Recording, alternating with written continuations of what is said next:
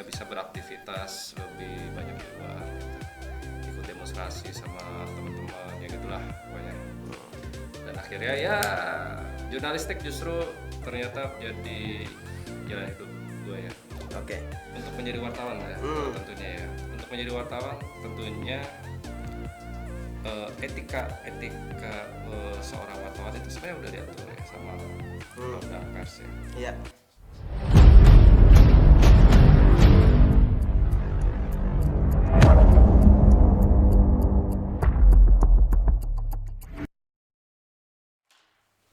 Assalamualaikum warahmatullahi wabarakatuh. Waalaikumsalam warahmatullahi wabarakatuh. Ya, masih di SPM Radio 107,7 FM SMA Negeri 1 Cijeruk. Cijeruk, wah enak banget di Cijeruk. Oke. Kita tidur salah, tidur lagi hujan. Nikmat banget ini hidup. Betul. Pas banget gue lagi libur kesini ya. Nah. Oke. Hari ini kita kedatangan seorang tamu istimewa. Kalau nggak salah dia itu seorang redaktur di Uzone ID. Namanya Tommy Tresnadi. Tapi sebelum kita masuk ngobrol tentang sambil dia menikmati suasana SMA Cijeruk yang Adem banget. adem banget, bisa Tidak mungkin hidup salah. diceritakan Mas Tommy atau Kang Tommy sedikit banyak dari pendidikannya dulu dah. Ya, saya Tommy. Saya sebenarnya kuliah saya kan D3 ya, D3 Manajemen Keuangan dulu. Di mana tuh? Di Akademi Pimpinan Perusahaan Jakarta ya. Sekarang ganti nama jadi Politeknik Jakarta. Oke. Nah dulu itu saya coba-coba masuk ke organisasi pers mahasiswa.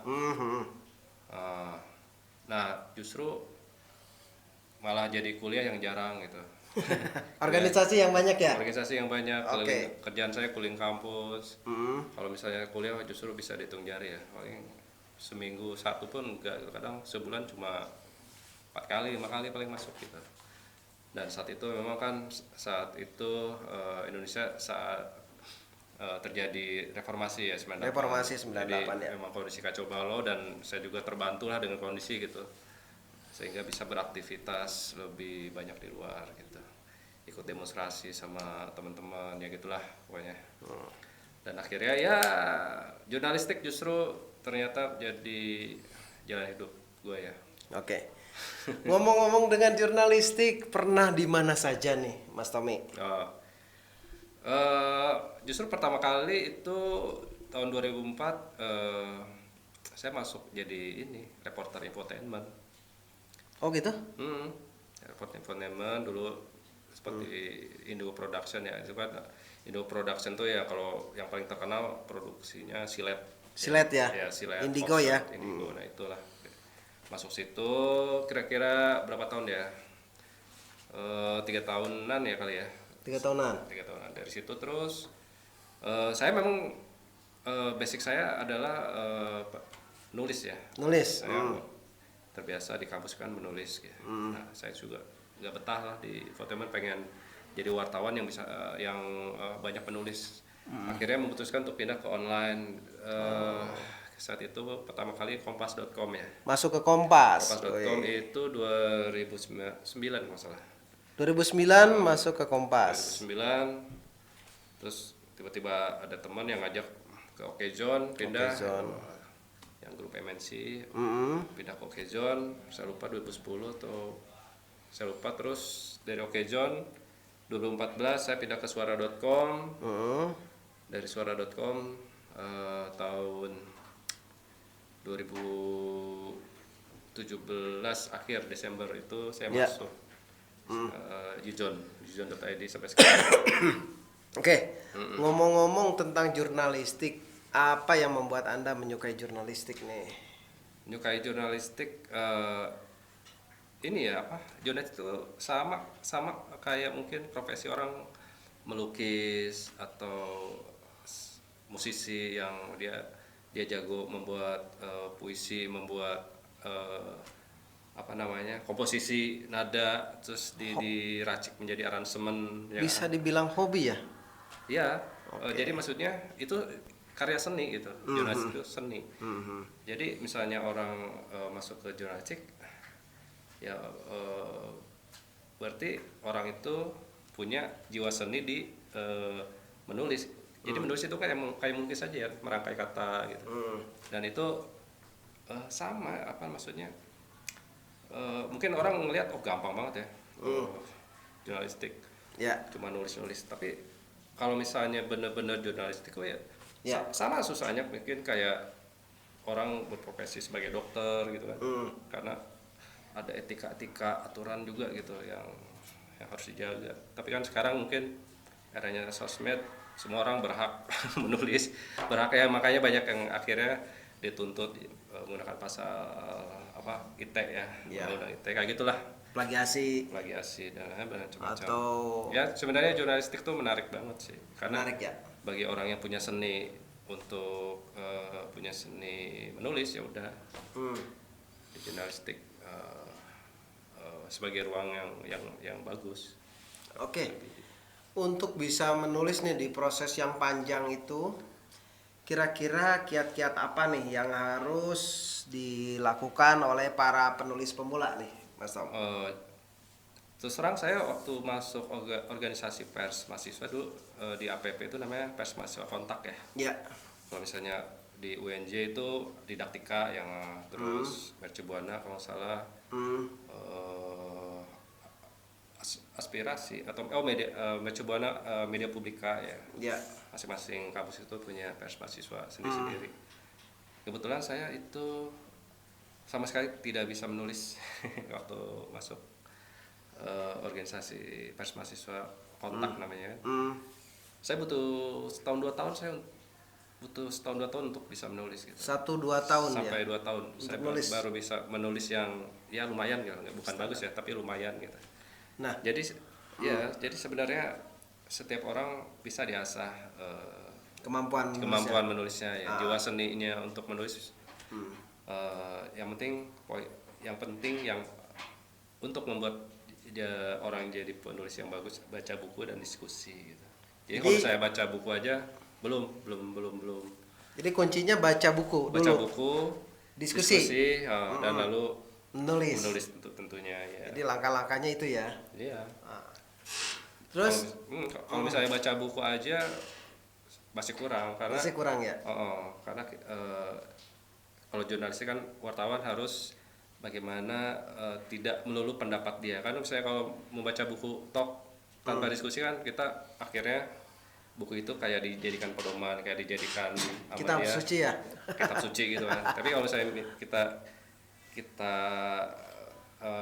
minta pisau analisa dari pendapat orang lain itu kan jiwa kita tuh jadi moderat gitu, jadi bisa mengakomodir semua ide-ide yang lain tidak hanya kita tidak cuma satu buku ya. Jadi baru baca buku fokus berdasarkan buku itu, tetapi ya beberapa buku dan kawan-kawan diskusi itu yang akan mempengaruhi ya. Itu akan membentuk karakter kita menjadi jurnalistik yang bagus. Ya, maksud saya benar-benar menjadi seorang jurnalis yang bagus ya. Orang selalu mengidentikan jurnalistik itu dengan berita, betul nggak sih? Jurnalistik berita, mungkin ya. Jurnalistik itu berita ya, bisa. Karena seorang jurnalis itu pasti sangkut pautnya adalah dia melaporkan kan. Melaporkan untuk dikonsumsi masyarakat gitu. Kabar-kabar yang menurutnya itu perlu disampaikan kepada masyarakat gitu. Ada hubungannya. Biasanya kan untuk menulis atau pertama kali menulis itu suka sulit banget atau gimana? Ada kiat nggak supaya nulis gitu kan dan selesai katakanlah gitu? Ada kiat nggak? Nah itu dia banyak yang bertanya, kalau tiap tahun kan selalu ada kader-kader baru kan. Pelatihan dari mahasiswa baru setiap tahun selalu itu yang ditanyakan. Jadi bagaimana belajar menulis? Ya langsung menulis gitu. Jadi nggak ada teori yang gimana ya, nggak ada teori-teori yang perlu dipelajarin. Nulis Nah, aja dia dulu menulis ya. ya udah menulis. Nulis aja Nanti dulu. Pelan-pelan ya diperbaikinya. pelan-pelan, ya 20-30 tulisan nanti lihat sendiri akan ada perubahan gitu. Perkembangannya lebih baik gitu. Ya, di atas 20-30 tulisan ya. 30 ya. Oke. Kalau masih 5 tulisan masih inilah. Masih Proses, masih proses. proses ya. Ya. Oke, tadi kiat untuk menulis sudah disampaikan ya. Nah, selain dari kiat itu tadi, adakah hal yang perlu diperhatikan terkait dengan undang-undang ITE gitu dalam menulis ini? Ya, untuk menjadi wartawan ya, tentunya ya. Untuk menjadi wartawan tentunya etika seorang wartawan itu sebenarnya udah diatur ya sama undang-undang pers ya. Iya. Jadi sebenarnya ada kalau misalnya dia emang sebagai tugas sebagai wartawan terus dia menyampaikan pemberitaan itu di medianya gitu. Saya rasa aman. Apapun itu pasti apapun yang ada masalah pasti akan lari ke Dewan Pers. Maksudnya misalnya ada tuntutan dari pembaca gitu, ada pihak yang nggak senang, Dirugikan ya. biasanya mereka memang melapor ke polisi gitu, melaporkan dengan undang-undang ITE. ITE ya. Padahal itu salah kaprah ya. Mungkin dia belum paham ya. Ya. Dia bisa menggunakan hak jawab dulu mungkin ya. Dia bisa melakukan hajab dulu ya kan. Kalau misalnya memang pemberitaannya menyudutkan dia misalnya. Tapi ya selama ini kan polisi juga akhirnya melimpahkan ke Dewan Pers. Berbeda kalau misalnya kita seorang jurnalis membuat isu-isu yang nggak benar di sosmed, misalnya di akun Twitter pribadi kita gitu. Membuat ya beberapa waktu lalu kan polisi juga menangkap ya. Menangkap salah seorang direktur TV swasta di daerah ya, Jawa Timur kan. Ya dia membuat sebuah Fitnah konten mungkin ya. Saya nggak tahu tuh akhirnya ditangkap. Akhirnya ditangkap itu kan karena dia menyebarluaskan pemberitaan tidak benar di media sosial, bukan di media Yang dia televisi yang resmi di medianya dia ya. Di media yang dia kerja. Mungkin kalau misalnya di medianya dia itu pasti akan undang-undang pers undang-undang pers yang diitukan. Jadi ada perbedaannya di situ sih. Ketika kita seorang jurnalis terus kerja kita risiko-risiko yang kita hadapin itu pasti ya akan berdampak dengan undang-undang pers gitu. Tapi kalau itu unggahan Kalau di luar dari media kita, nah itu bisa lari ke undang-undang ITE. Jadi seorang jurnalis bukan semaunya gitu, semaunya tentang wartawan, semau gua nulis di media, di platform mana aja gitu kan. Kalau misalnya di media sosial ya udah risikonya kena undang-undang ITE itu. Walaupun masih karet ya undang-undang ITE itu. Nah, oke, terkait dengan jurnalis juga atau wartawan, ini kan kalau di daerah kadang itu menjadi figur yang menakutkan. Ini gimana menurut Mas Tommy nih? Orang misalkan, wartawan, ya terutama di daerah-daerah ya. Iya. Gitu. Gimana nih tanggapannya? Ya, mungkin seorang wartawan atau jurnalis dalam tanda kutip ya, dia mengaku jurnalis, dia mengaku seorang jurnalis, terus mungkin ya di daerah juga sama lah mungkin kayak di ibu kota ya, banyak birokrat yang kelihatannya itu ada celah untuk diungkit-ungkit gitu ya kan? punya aib lah, punya aib ya. Ya itu mungkin yang akhirnya takut ancaman-ancaman dari itu kan wartawan gitu. Yang memanfaatkan keadaan gitu. Ya sebenarnya kalau tidak punya salah sebenarnya ya hadapin aja.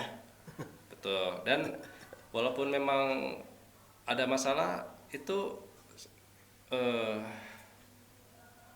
tidak perlu takut sih ya. Hmm. Tidak perlu takut karena apa apa namanya itu, kalau misalnya wartawan itu apa ada lembaganya gitu, Ada lembaganya kalau ya? misalnya dia tahu jalurnya, misalnya organisasi pers di daerah situ mana nih yang ada AJI kah, ada PWI kah gitu. Sebenarnya dia bisa nanya-nanya gitu. Iya. Emang wartawan tuh apa sih gitu. Mungkin dia belum paham apa itu wartawan gitu. Selama ini mungkin di apa terkooptasi wartawan adalah orang yang bisa menyebarkan aib, menyebarkan kesalahan gitu. Atau aibnya tidak ada tetapi beritanya ada. Beritanya ada ya. Akhirnya ya seperti itulah. Ya mungkin kalau misalnya ingin tahu kerja-kerja wartawan kayak gitu, seperti apa sih wartawan? Emang harus pelajarin wartawan tuh apa sih gitu. Ya mungkin akhirnya untuk di daerah-daerah ya mungkin pemahaman wartawan ya mereka ya suka menyebarkan hal-hal berita yang menurut mereka bisa mengancam posisi mereka gitu. Itu aja sih. Oke, Mas Tommy, nih agak loncat lagi terkait dengan hal seperti itu termasuk jurnalistik yang maju nih. Bagaimana sih sebenarnya formula jurnalistik di abad 21 ini nih? Oh, Nah, iya, ini iya. saya ingin bahas itu nih. Sebelum Iya, nanti iya. saya ingin tanggapannya mengenai SPM Radio nih. Oke. Gimana jurnalistik Ya, abad untuk 21? jurnalistik abad 21 ini pertama kalau misalnya pengen menjadi wartawan sekarang, Iya. untuk di era sekarang itu enak banget karena banyak sekali platform yang kita bisa belajar melalui platform-platform tersebut itu. Gimana tuh? Ya, terus yang kedua untuk sekarang ini mungkin jurnalistik ya kita bersaing dengan para konten kreator, para influencer ya, Ya. di mana mereka seolah-olah karena punya pengikut fanatik, apapun yang mereka kabarkan mereka langsung direspon dengan bagus dibandingkan dengan media-media besar ya. Media-media besar Jadi biasanya saingan jurnalistik walaupun sekarang mah ya, selebgram gitu ya. selebgram ya, YouTuber. YouTuber itu tantangan. Terus yang ketiga yaitu untuk menjadi seorang jurnalistik untuk sekarang ini mudah banget ya, itu dia karena banyak sekali platform yang bisa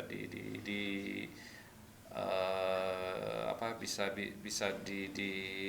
Akses ya? dipakai, diakses. Terus juga sekarang kayak kita sendiri, gue nih misalnya pengen bikin media sendiri udah tinggal daftar domain sama ya kan, bikin apa.com gitu kan, Ya. sudah jadi. Terus wartawan pemretnya saya misalnya, redaktur Wartawan. saya, penulis saya, jurnalis saya misalnya gitu.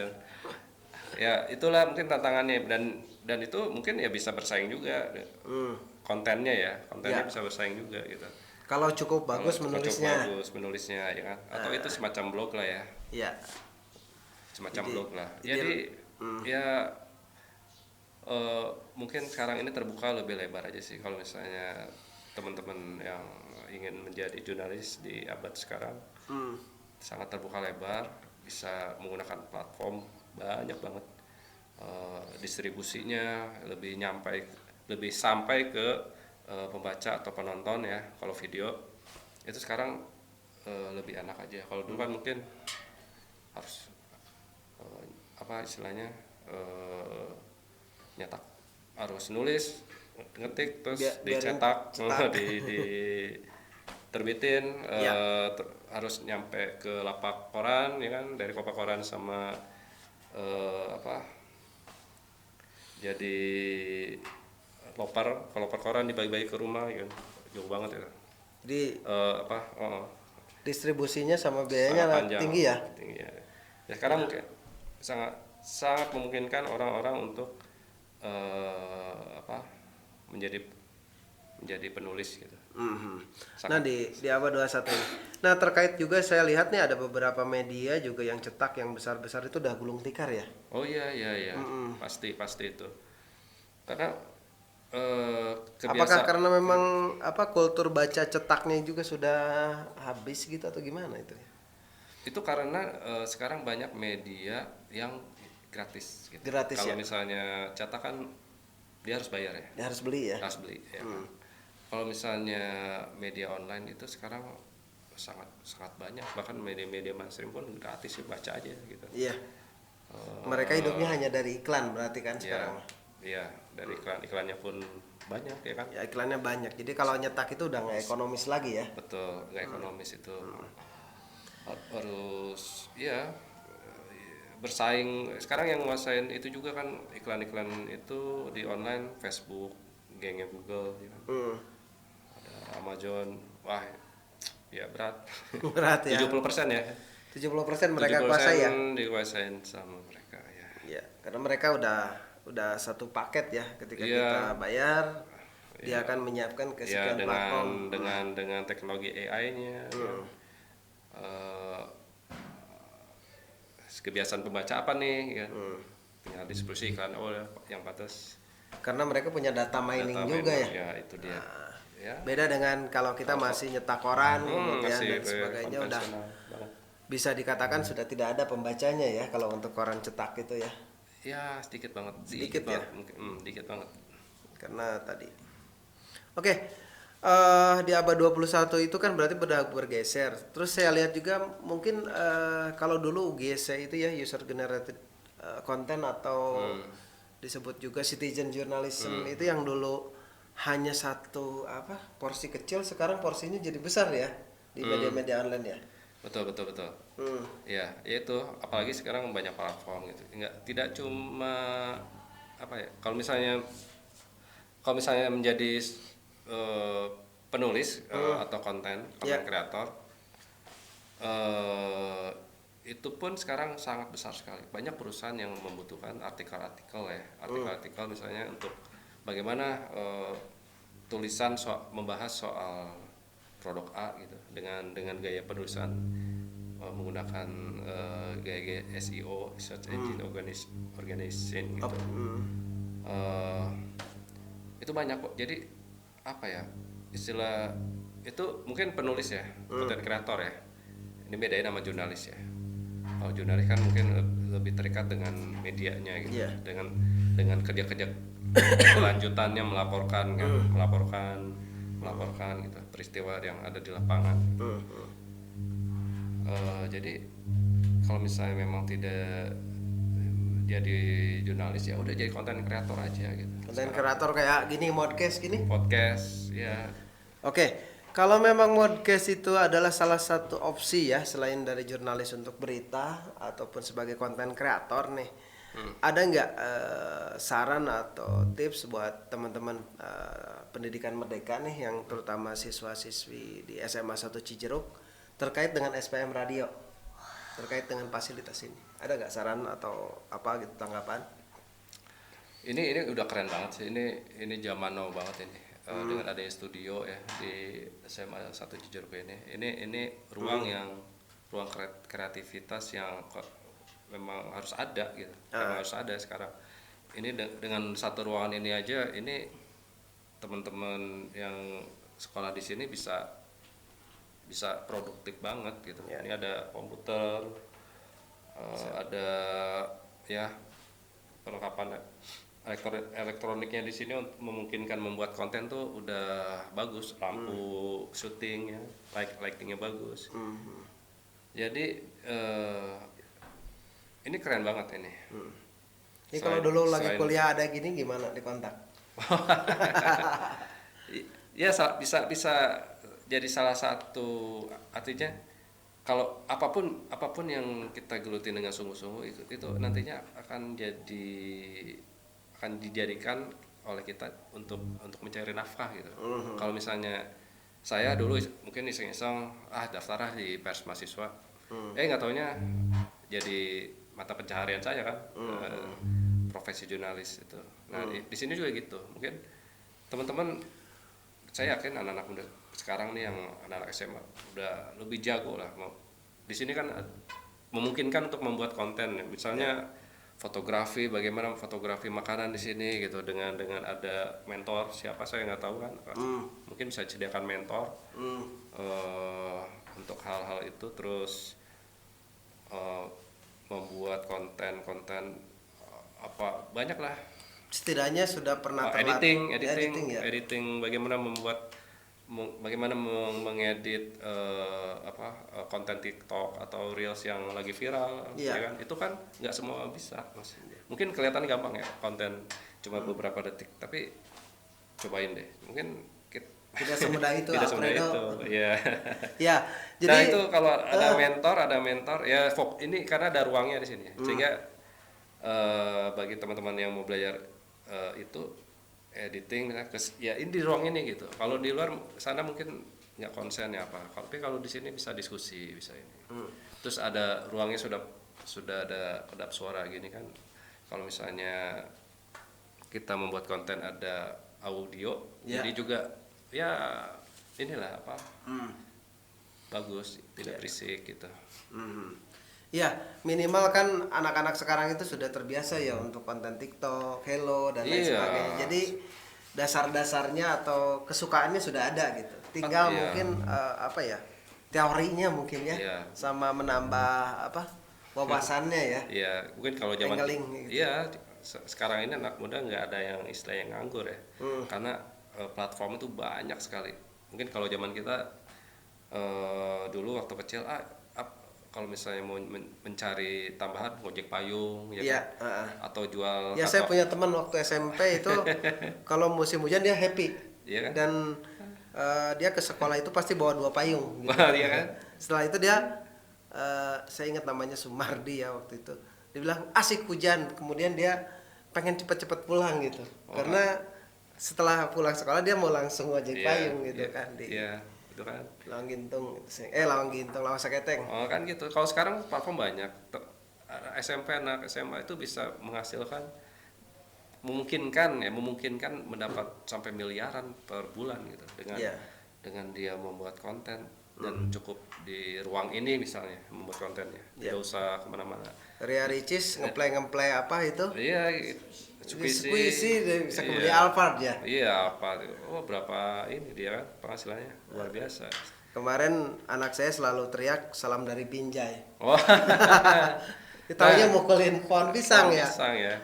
Nah, jadi atau nggak nyangka kan dia akhirnya sampai Anji, sampai masuk TV beberapa kali sampai dari situ aja jadi muncul profesi baru tanpa harus mengumbar tubuh ya. Tidak harus mengumbar kemolekan dan lain sebagainya, bisa menjadi konten kreator ya. Atau kalau nggak mau di depan layar, di balik layar, jadi dia membuka jasa untuk editing video, mau tema lagu apa kan ada ya kalau di TikTok Reels. Lagunya apa, gaya editingnya seperti ini, dan dia yang mengeditnya gitu. Dia buka ininya lewat Facebook, bisa di Instagram, buka jasanya ya. Unboxing ya, sama review HP ya. Review handphone. Sekarang produk-produk itu membutuhkan review-review yang menurut perusahaan ya sesuai keinginan mereka gitu. Kalau misalnya kalau lihat influencer, belum tentu produk itu senang direview oleh influencer kan, belum tentu. Kalau saya yang review belum tentu dibeli. Tapi kalau influencer yang review, orang berbondong-bondong beli ya. Tapi belum tentu senang juga yang pemilik produknya kan. Maksudnya itu banyak sekali kesempatan bagi anak-anak sekarang. Jadi untuk mencari penghasilan dengan memanfaatkan platform-platform yang ada sekarang. Iya, dipelajari ya, tidak cuma jadi penonton TikTok. Tidak cuma jadi penonton Reel. Iya, jadi nggak cuma ngasih love, komen doang, tapi kuasain bagaimana mengedit konten tersebut gitu. Ya, membuatnya ya. Bagaimana? Itu kan banyak istilahnya disiplin ilmu yang dikuasain. Selain edit, dia juga bagaimana mengambil objek, mengambil angle foto ya. Ya, angle foto Mengambil atau video. Nah, itu sebenarnya dari konten itu banyak hal Ya. yang harus pelajari, nggak sekedar cuma foto, ngambil video, upload, enggak gitu. Tapi angle-nya tetap bagaimana ya. angle, bagaimana pencahayaannya banyak lah. Jadi ilmu fotografinya juga videografi itu harus ada ya. Video editingnya juga dikuasain. Software banyak lah sekarang, gratisan juga ya. Ya pokoknya anak-anak sekarang tuh nggak ada istilahnya nganggur deh. Nggak, jangan sampai, maksudnya ya masih banyak lah anak-anak muda juga ya di jalan-jalan kita lihat masih ya masih ngamen, masih ini di lampu merah kan. Sebenarnya eranya dengan era digital yang perkembangannya pesat sekarang harusnya mah udah tidak ada gitu. Di era digital itu Karena ya banyak platform sekarang yang bisa dikuasain. Ya, menembus batas-batas ya, batas negara, batas betul. Provinsi, batas umur, seluruh dunia bisa. Konsumen gitu kan ya. Oke. Jadi tidak ada alasan ya, tidak ada alasan untuk tidak bisa bekerja ya. Betul, betul. Dengan adanya platform sekarang banyak kan. Dan handphonenya juga bagus-bagus ya. Iya. Sekarang kameranya oke lah. Dengan harga handphone 1,5 juta atau 1,2 juta itu memungkinkan untuk membuat konten kan. Itu aja. Tinggal kebiasaan aja ya. Ya. Terus saya lihat juga ada beberapa pendidik juga menggunakan platform itu untuk pendidikan ya. Saya lihat Instagram, betul. Jadi bagaimana itu konten itu walaupun beberapa detik tapi pesannya sampai ya. Mungkin kalau misalnya lihat YouTube kan 15 menit orang ngantuk ya. Apa sih ya. Iya, saya juga podcast masih 45 menit kadang-kadang. Makanya bahas hadis. Ya. Makanya kenapa sampai diramalkan TikTok akan jadi platform yang mendominasi atau istilahnya mengambil alih platform media sosial tahun 2022 itu. Ya nanti kedepannya ya itu mungkin salah satunya orang lebih suka video-video pendek gitu. Kalau untuk YouTube, waduh mengantuk kebanyakan terlalu panjang. Berarti harus pendek-pendek ya sekarang itu padat ya. Ya mungkin kedepannya itu yang sering ditonton maksudnya video-video pendek. Oke, Mas Tommy, terima kasih atas masukannya ya. Terus wawancaranya hari ini. Ada lagi nggak yang mau disampaikan buat teman-teman pendidikan merdeka di sini? Ya pokoknya anak-anak muda sekarang yang penting kreatif. Banyak banget sekarang ini platform yang bisa dipelajarin dan itu bisa pada akhirnya bisa jadi mata pencaharian dan nilainya memungkinkan sebulan semiliar, mungkin banget. Mungkin ya. Mungkin banget. Mungkin. Sekarang ini beda sama era kita kan, waduh jadi ojek payung, jadi jual kantong kresek di pasar, inget kan waktu kita dulu itu nganterin telegram. Iya, nganterin surat telegram atau saya pernah jadi loper koran juga kan. Pernah jadi loper koran? Iya, loper koran. Ya untuk anak sekarang nggak perlu itu, kuasain aja. Beberapa teknologi platform, kuasain teknologi, kuasain platform media sosial itu kontennya, membuat konten bagaimana ya yang bagus. Oke, rekan-rekan pendidikan merdeka, kita sudah cukupkan ya, jangan terlalu panjang kata Mas Tommy juga nanti malah orang ngantuk. Cukup sampai di sini. Yang pasti kuasai konten, kuasai juga teknik-tekniknya supaya tidak membosankan. Jangan lupa membaca dan berdiskusi. Karena itu butuh untuk kita bisa membuat konten yang menarik ya. Kalau tidak kita kurang wawasan nantinya. Kalau kurang wawasan akhirnya bikin konten baju seksi. Terima kasih atas waktunya Mas Tommy. Saya Sultan Andika undur pamit ya. Mohon maaf atas kalau ada kata-kata saya yang salah, perilaku yang saya kurang menyenangkan. Wabillahi taufiq wal hidayah. Wassalamualaikum warahmatullahi wabarakatuh. Waalaikumsalam warahmatullahi wabarakatuh. Sampurasun.